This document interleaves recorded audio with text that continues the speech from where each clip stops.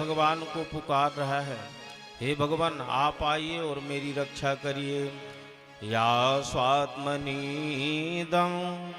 निजमाययार्पितं क्वचिद् विभातं क्वच तद्तिरोहितम् अभिद्रद्रक्षाक्षभयं तदीक्षते सात्ममूलो बतु मां परपरा। बड़ा अद्भुत गजराज का स्तवन है भगवान के लिए, जो संपूर्ण जगत के चराचर जीव की आत्मा परमात्मा है, जो अपनी निज माया से संपूर्ण जगत को चलाने वाले ब्रह्म है, जो सबके भीतर बाहर सब रूपों में व्याप्त है, वो आत्मस्वरूपी ब्रह्म है। आज मेरे संकट के समय में मेरी सहायता करें, मुझे इस ग्राह से बचा ले। ऐसा गजराज स्तवन करता है, भगवान के चरणों में निवेदन करता है। अच्छा, इसकी स्तुति में, इसके स्तवन में भगवान का नाम नहीं है, ये भगवान का नाम नहीं लेता, ब्रह्मस्वरूपी भगवान को बुलाता है। अच्छा, ब्रह्मा विष्णु महेश ये तीनों देवता ब्रह्म हैं, और तीनों देवता इकट्ठे हो जाएं ब्रह्मा विष्णु महेश तो परब्रह्म है। और गजराज किसको बुलाता है? परब्रह्म परमात्मा को। तो सुखदेव जी कहते हैं कि एवं गजेन्द्रमुपवर्णित निर्विशेषम ब्रह्मादयो विविध लिंग विदाभमा। ब्रह्मादिक देवता जो ब्रह्म है, ये सब विविध विमानों में बैठे हैं कि गजराज नाम लेगा हम बचाने जाएंगे, लेकिन एक नाम किसी का नहीं लेता अपनी स्तुति में, केवल और केवल ब्रह्म को पुकार रहा, पर ब्रह्म को। भगवान ने चिंतन किया कि सब नाम की प्रतीक्षा में। अच्छा, घटना कहाँ की है? क्षीर सागर की। क्षीर सागर के किनारे त्रिकूट नाम का पहाड़ है। तो भगवान ने विचार किया कि पड़ोस की घटना है, ये हाथी इतना दिव्य स्तवन करके पुकार रहा है, और देवताओं को समय लग सकता है, पर हमारे तो पड़ोस की बात है, हमें जाना चाहिए। तो भगवान ने गरुण को आदेशित किया। गरुण विलंब कर रहे हैं तो एक चरण भगवान का गरुण के ऊपर और दूसरा भगवान का गज के पास पहुंच गया। भगवान ने देखा कि गजराज डूब रहा है, और गज ने देखा कि भगवान नारायण बचाने के लिए आ रहे। तिल भर सूर्ण जल के बाहर है, डूबने ही वाला है गज। उसी समय जब भगवान को देखा, सोनता सरुशुर बलेन गृहीतयार्तो दृष्ट्वा गरुतमति हरिम खौपात चक्रम उक्षिप्तसाम्बुजकरं गृहमाह कृच्छन् नारायणाखिल गुरु भगवन नमस्ते। भगवान को मन ही मन प्रणाम किया और कमल पुष्प उखाड़ा सरोवर से भगवान को अर्पित कर दिया डूबते गजराज ने। भगवान ने देखा कि अत्यधिक पीड़ित है, ग्राह इसको जल में खींचे जा रहा, तो इतना समय नहीं कि भगवान उसको बचाए, गज का मुख पकड़े, ग्राह का मुख पकड़े, फाड़े और फिर निकाले, क्योंकि डूब रहा गजराज। तुरंत तक्षण भगवान ने सुदर्शन प्रकट किया। सोन्तं वीक्ष पीडितमजं सहसावतीर्यं सग्राहमासु सरसा कृपयोजहार। कृपा करके भगवान ने सुदर्शन छोड़ा, जिस सुदर्शन ने ग्राहाद विपाटित मुखा, ग्राह का मुख विपाटित कर दिया और गजराज की रक्षा कर ली। भगवान ने सूंड पकड़ करके हाथी को बाहर किया है। ग्राह भगवान के सुदर्शन से जब समाप्त हुआ तो दिव्य रूप धरो जाता है।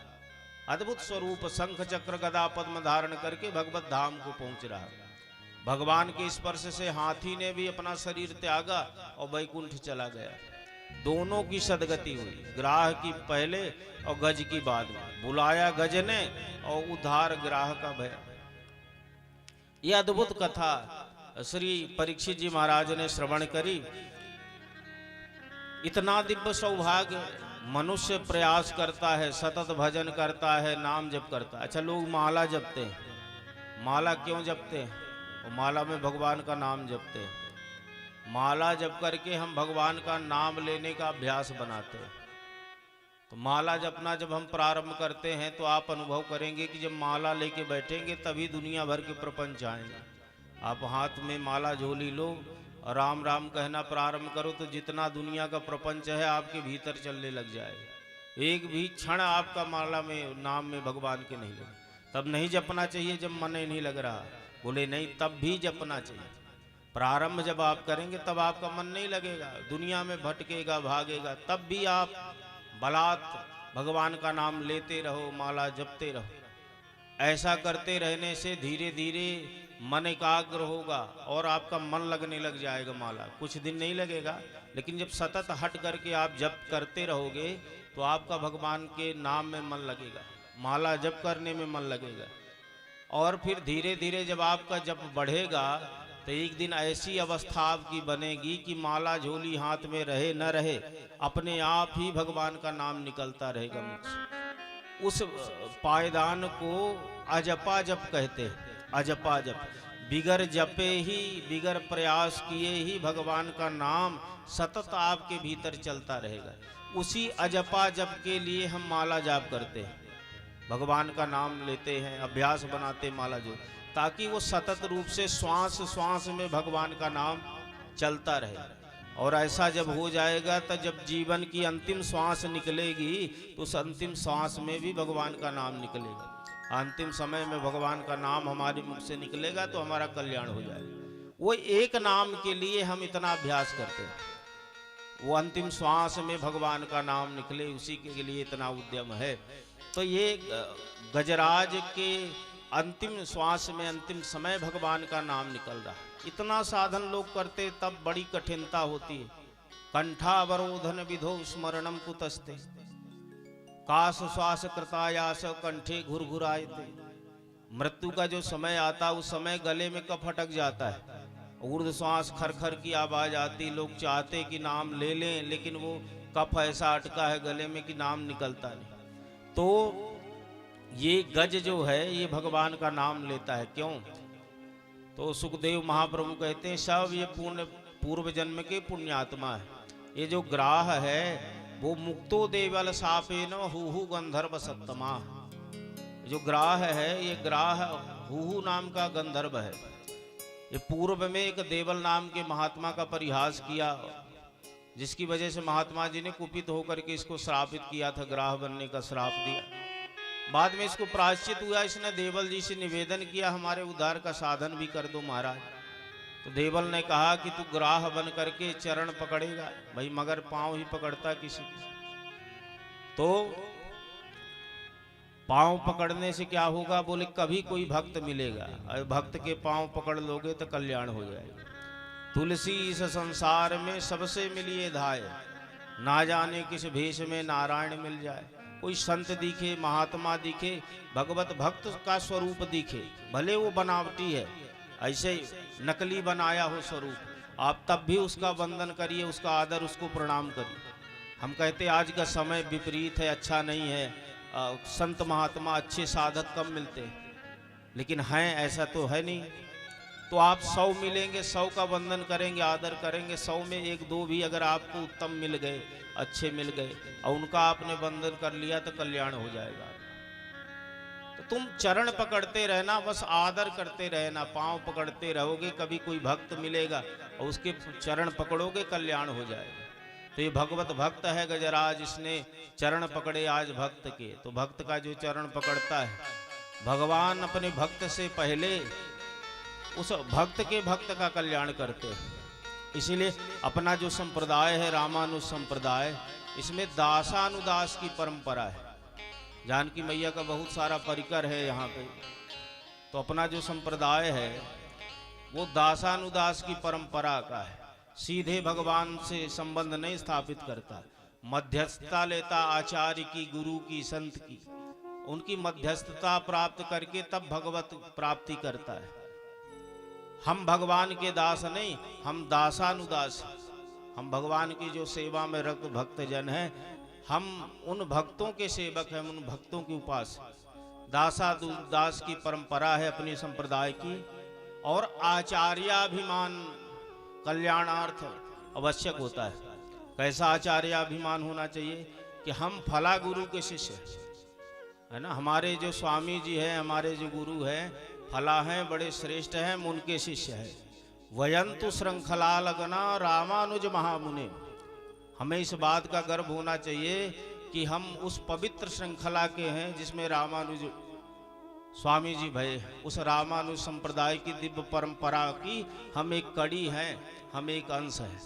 जब ऐसा हमारे मन में एक मान होगा, अभिमान होगा, तो वो मान हमारा हमें सद्गति प्रदान कर देगा। बस श्रृंखला से हम जुड़े रहे, हम अपने आप को श्रृंखला का अंग माने कि हम रामानुज स्वामी की पवित्र परंपरा में रहे। हमसे थोड़ा भजन बने, बहुत भजन बने, इससे मतलब नहीं। जितना समय भजन बनेगा, लेकिन हम श्रृंखला का त्याग न करें। हम ये सदैव माने कि हम वैष्णव है, हम रामानुज संप्रदाय के। इससे कल्याण हो जाएगा। कैसे? मान लीजिए कि कोई ट्रेन जा रही है यहाँ से बंबई। अच्छा, ट्रेन जो जा रही है उसमें कई तरह की बोगियां लगी रहती है। जर्नल बोगी आगे पीछे रहती, फिर रिजर्वेशन डिब्बे, कुछ एसी वाले, एसी में भी कई कैटेगरी है, सामान्य है, विशिष्ट है और मध्यम दर्जे की है। अब वो ट्रेन जा रही है जो, उसमें यात्री बैठे, कुछ जर्नल में बैठे, रिजर्वेशन में, कुछ एसी में बैठे, पर जो ट्रेन में बैठा है वो गंतव्य तक तो पहुंचेगा। अगर गाड़ी में बैठा है तो जहाँ गाड़ी जा रही वहां तक तो पहुंचे, वो चाहे जिस डिब्बे में बैठा, एसी वाला भी पहुंचेगा, जनरल वाला भी।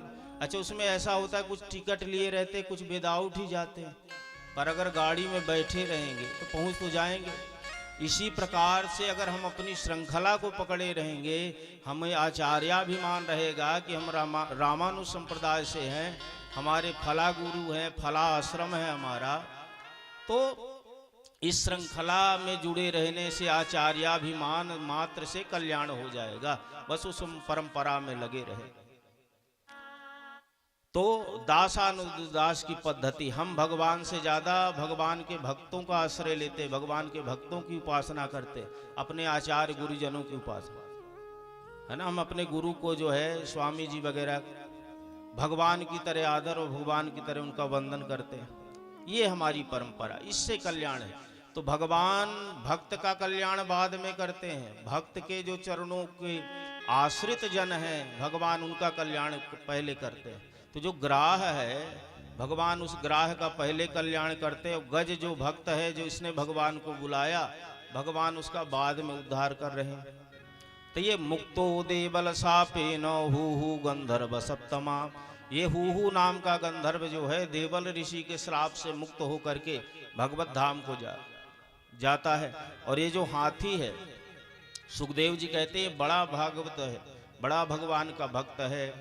सावय पूर्वम भूदराज्ञा पांडवो द्रविण सप्तमा, इंद्रद्रुम्न इति ख्यात विष्णु व्रत परायणा। ये पांडव देश का राजा, इसका नाम था इंद्रद्रुम्न, बड़ा भक्त, बड़ा भगवान का उपासक था। ये भगवान नारायण की उपासना करता है। एक बार इसने मन में विचार किया कि हम भगवान का 1 वर्ष तक का उपवास करेंगे, व्रत करेंगे। तो इसने 1 वर्ष का संकल्प ले लिया। गृहीत मौनम व्रत ईश्वरम हरि। सुखदेव जी कहते हैं मौन धारण करके और भगवान श्री नारायण की आराधना में लग गया। अच्छा, कोई व्रत हो, उपवास हो, एक नियम होता व्रत उपवास का, एक अनुष्ठान का नियम होता है। जैसे 7 दिन का अनुष्ठान है, भागवत जी है, तो इस 7 दिन के अंतर्गत जो वर्णित लोग हैं, जैसे श्रोता है, वक्ता है, जपी है, ये लोग नाखून नहीं काटते, दाढ़ी नहीं बनाते, बाल दाढ़ी नाखून ये सब निषेध होता है, ये नहीं काटना, चूंकि एक अनुष्ठान है। उस अनुष्ठान के अंतर्गत, वो अनुष्ठान के आगे पीछे संभव है, पर 7 दिन के भीतर ये सब नहीं करना। तो राजा ने तो 1 वर्ष का नियम लिया, तो 1 वर्ष कोई जब दाढ़ी बाल नहीं बनाएगा, नाखून नहीं काटेगा, स्वाभाविक सी बात है बड़े बड़े दाढ़ी बाल हो जाएंगे। तो राजा इंद्रद्युम्न जब 1 वर्ष का आराधन करते हैं तो इनके बड़े बड़े केस हो गए, दाढ़ी बढ़ गई, नख बढ़ गए, कोई साधु सा, कोई ऋषि सा स्वरूप इनका बन गया। एक दिन संध्या के समय राजा घर के चबूतरे में बाहर बैठे भगवान का ध्यान कर रहे थे, मग्न थे भगवान के चिंतन में। तभी संयोग से महा